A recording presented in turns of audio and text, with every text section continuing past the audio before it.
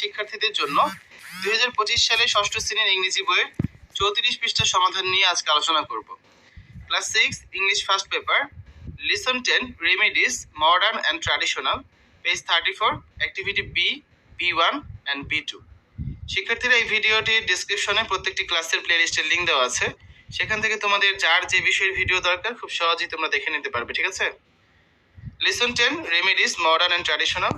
আমরা গত ক্লাসে এই নাম্বার যে অ্যাক্টিভিটি আছে এটা সমাধান করেছিলাম। আজকে আমরা 34 পৃষ্ঠার অ্যাক্টিভিটি বি, B1 এবং B2 এই তিনটা অ্যাক্টিভিটি সমাধান করব, ঠিক আছে? প্রথমে দেখো বি নাম্বার অ্যাক্টিভিটিতে কি আছে। রিড দ্য ফলোইং টেক্সট, নিচের পাঠ্যাংশটি পড়ো। তো এখানে যে টেক্সটটা রয়েছে এটা এখন আমরা বাংলায় অনুবাদ করে তোমাদের সামনে উপস্থাপন করছি, সো মনোযোগ দিয়ে শোনো।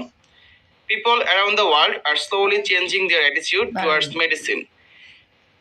বর্তমানে বিশ্বব্যাপী লোকজন ধীরে ধীরে ওষুধের প্রতি তাদের মনোভাব পাল্টাচ্ছে। অ্যাটিটিউড মানে কি এখানে মনোভাব। More and more they are turning to natural cures, তারা বেশি বেশি করে বা উত্তরোত্তর প্রাকৃতিক ঔষধের শরণাপন্ন হচ্ছে। Natural cures are made of natural things, প্রাকৃতিক ওষুধগুলো প্রাকৃতিক জিনিসের দ্বারাই তৈরি। Most often herbs and plants, প্রায় অধিকাংশ সময় লতাপাতা এবং গাছগাছরা দিয়ে এগুলো তৈরি করা হয়। History says that natural or herbal remedies are nothing new, ইতিহাস বলে প্রাকৃতিক কিংবা এই ভেষজ ওষুধগুলো নতুন কোনো কিছু নয়। People used them all along in different ages, মানুষজন এগুলো বিভিন্ন যুগে সামগ্রিকভাবে ব্যবহার করত।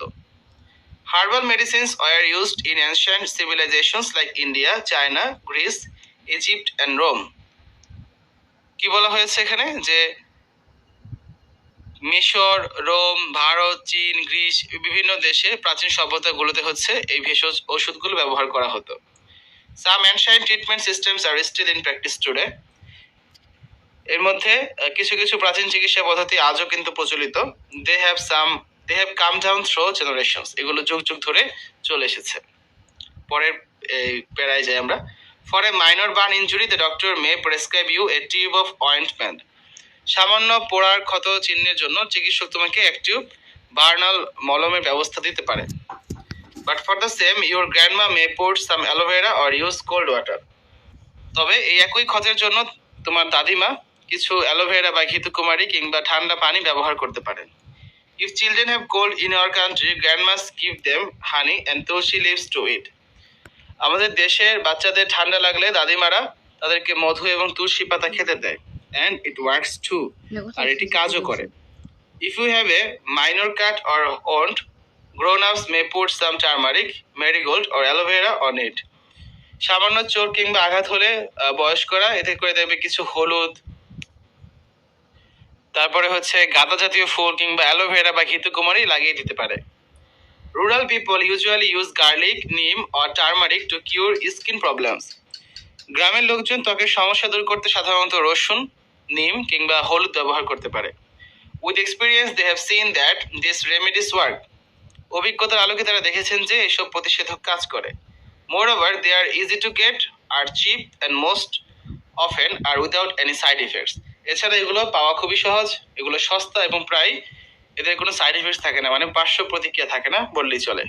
আমরা বি নাম্বারে যে টেক্সট আছে সেটা পড়লাম। এখন B1 একটা অ্যাক্টিভিটি আছে, কি আছে দেখো। Find out the items for natural কিউরস and chemicals, অর্থাৎ এখানে কি বলা হয়েছে, প্রাকৃতিক প্রতিষেধক এবং রাসায়নিক পদার্থের পদগুলো খুঁজে বের করো। Write the names of natural cures in column A, in the column B write the items that are chemicals. So column এতে তোমরা প্রাকৃতিক প্রতিষেধকগুলোর নাম লিখবে, আর কলাম বিতে কেমিক্যালস মানে রাসায়নিক উপকরণগুলোর নাম লিখবে, ঠিক আছে? যেমন কলাম এতে একটা লেখা আছে হানি অর্থাৎ মধু, কলাম বিতে রয়েছে স্যাভলন, ঠিক আছে? তার সঙ্গে আমরা এটা অ্যান্সারটা করি। কলাম এ ন্যাচারাল কিউরস অর্থাৎ প্রাকৃতিক প্রতিষেধক যেগুলো রয়েছে হানি বা মধু, হোলি ব্যাসিল বা তুলসী, নিম, টারমারিক বা হলুদ, অ্যালোভেরা বা ঘৃতকুমারী। আর কলাম বিতে আছে কেমিক্যালসগুলো, রাসায়নিক পদার্থগুলো, যেমন স্যাভলন, প্যারাসিটামল, অ্যান্টাসিড বা অম্লনাশক, ঠিক আছে? এরপর যে আমরা অ্যাক্টিভিটি B2 এর সমাধান করব। অ্যান্সার দ্য কোয়েশ্চেন্স, নিচের প্রশ্নগুলো উত্তর দাও। তো এখানে মোট 5টি প্রশ্ন আছে, প্রশ্নগুলো আগে আমরা দেখে নিই। What are natural cures made of?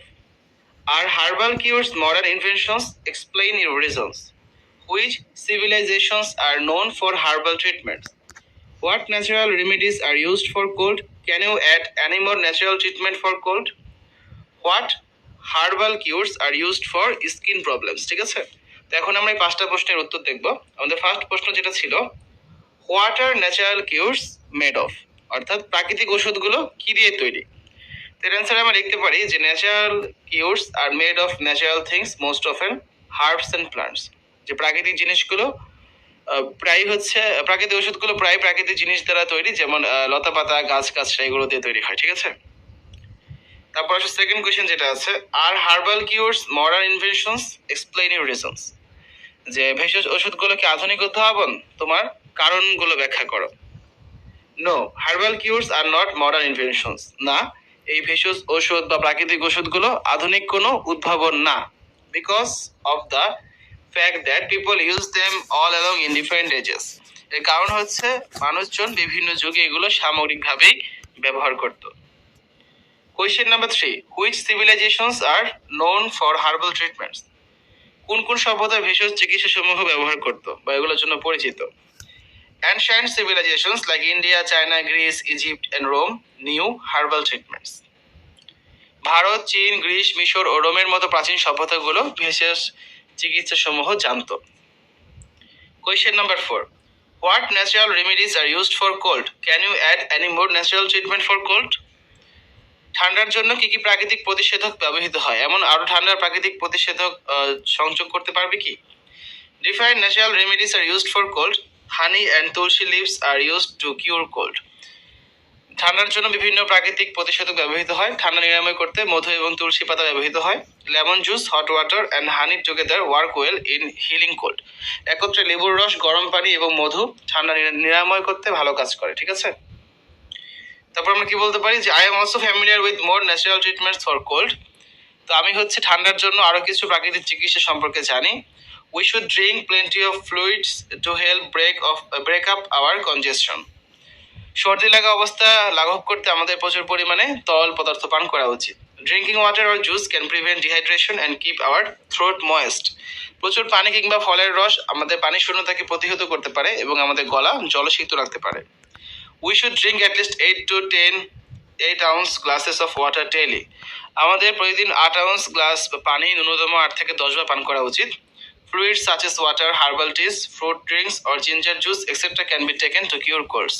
ঠান্ডা নিরাময় করতে পানি, ভেষজ চা, ফলের রস কিংবা আদার রস ইত্যাদি তরল পদার্থ পান করা যেতে পারে। Last question number 5, what herbal cures R used for skin problems? ত্বকের সমস্যার জন্য কি কি ভেষজ ওষুধ ব্যবহৃত হয়? এর অ্যান্সার হচ্ছে গার্লিক, নিম ও turmeric are used to cure skin problems. অর্থাৎ গার্লিক মানে কি, রসুন, তারপর নিম কিংবা হলুদ ব্যবহৃত হয় এই ভেষজ ত্বকের সমস্যা দূর করতে। ঠিক আছে, তো এই হচ্ছে আজকে আলোচনা। আগামী ক্লাসে হচ্ছে আমরা 35 পৃষ্ঠার অ্যাক্টিভিটি সি থেকে আলোচনা শুরু করব। শিক্ষার্থীরা, এতক্ষণ তোমরা দেখলে 2025 সালে ষষ্ঠ শ্রেণীর ইংরেজি বইয়ের লেসন 10